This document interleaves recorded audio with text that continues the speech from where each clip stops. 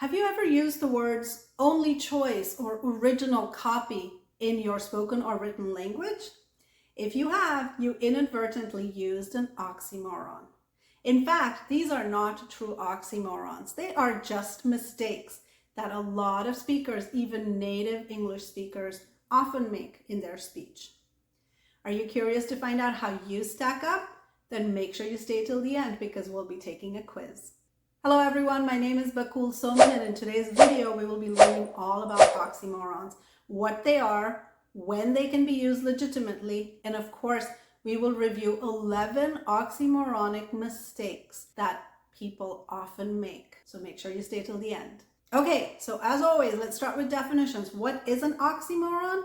An oxymoron is a phrase in which two words that have contradictory meanings are placed together. In fact, the word oxymoron itself is an oxymoron. It has two words that have contradictory meanings. It's derived from Greek and it consists of two parts: oxys, which means sharp or keen or clever, and moros, which means dull or foolish.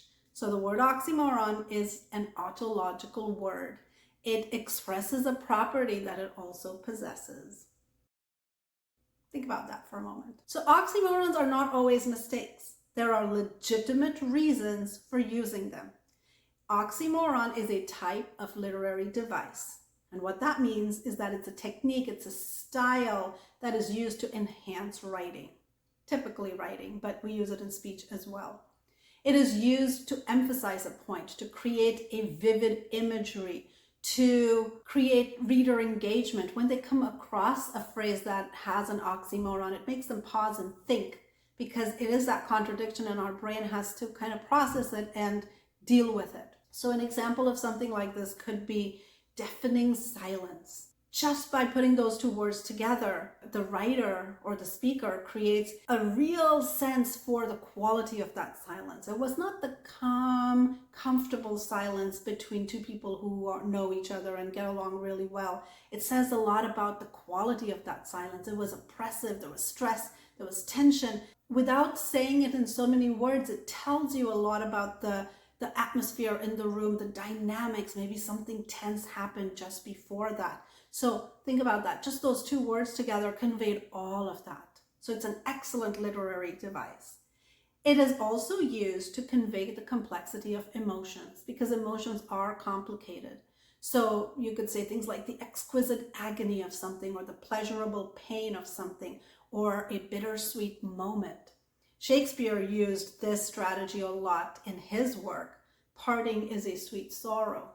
And there's so many other examples. Sometimes a regular phrase can be characterized as an oxymoron. This is, for comedy, satire, to demonstrate wit, cynicism, sarcasm. So you could, if somebody says, oh, an honest politician, that's an oxymoron, or married bliss, that's an oxymoron, airline food, oxymoron. They're giving you their opinion about what they think of those two things going together. It's witty.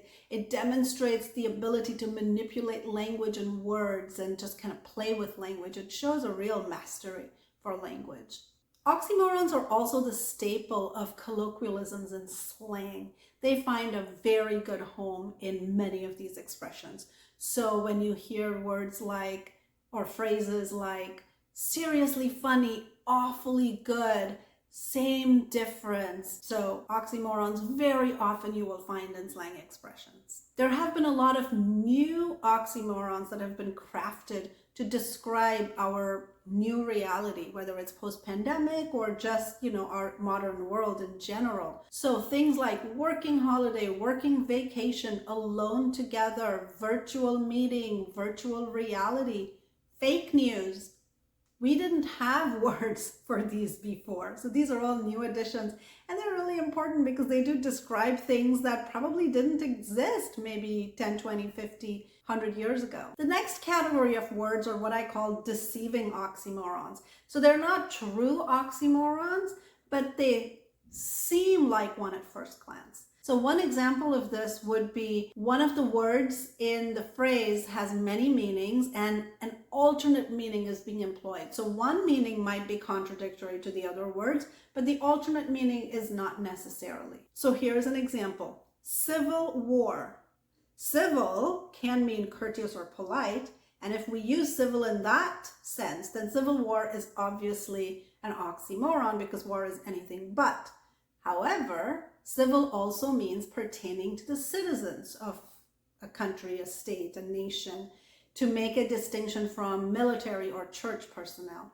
So if we use that meaning of the word civil, then a civil war is a war that is fought not between armies, but between the citizens, the people living in a state. Other examples of this could be random order, act naturally, devout atheist. Another category of deceiving oxymorons are created when multiple subjects are smushed together in one phrase.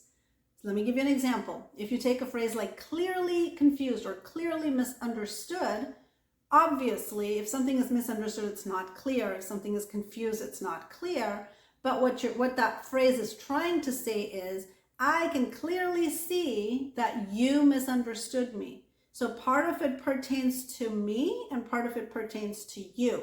So you're smushing the two subjects together.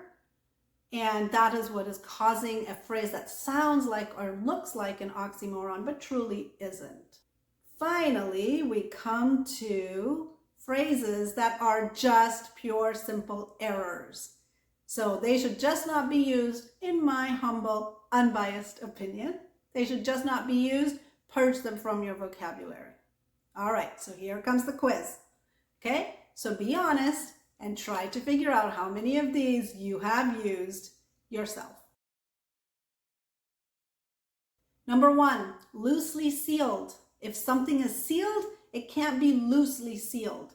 You could instead say it's partially closed, it's not properly closed, it's partially open. Number 2, growing smaller. Things grow in size usually. So instead of saying growing smaller, you could say shrink or decrease. My bank balance was shrinking. Original copy.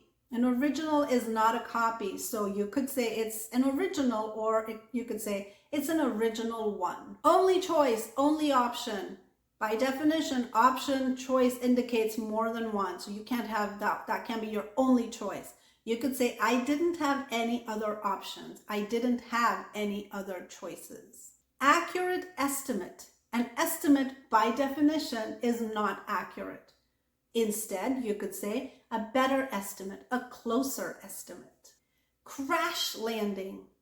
If something crashed, it didn't really land. So you could just say it crashed. Unbiased opinion. An opinion, by definition, is biased. So all you have to say is, in my opinion, or in my humble opinion. Definite possibility. If it's definite, it's not a possibility. It's a done deal. It's reality. Instead, you could say it's a distinct possibility. Almost exactly. Well, which one is it? Make up your mind. It's almost something or it's exactly something. So decide what you want to say and use the word that appropriately conveys that idea. At about 10 o'clock. Same thing. At means precisely. About means approximately. So which one are you trying to say? Pick a word that says what you're trying to say. So if you are listening carefully, you would have caught one of these phrases that I inserted just before we started the quiz. Wonder how many of you were able to catch that one. Okay, so how did you do? I'm going to borrow some terms from the painting world to talk about the level of shine or polish that your English has based on the results of this quiz. So if you only use, say, 0 to 2 or 3 of these, then your English is pretty well polished. It's very glossy. If you use maybe 4 to 6 of these, you kind of have that satin sheen on your English. Still pretty good. You're still a good wordsmith, but you need to be a little bit more meticulous when you craft your messages. If you got more than 7 wrong, then you need to scrub and polish that English a little bit. But fear not, because today you already learned what to say instead of those erroneous phrases. I hope you learned something new. I hope you learned something interesting. As always, thank you for joining me, and I'll see you again next week. Let's thrive together.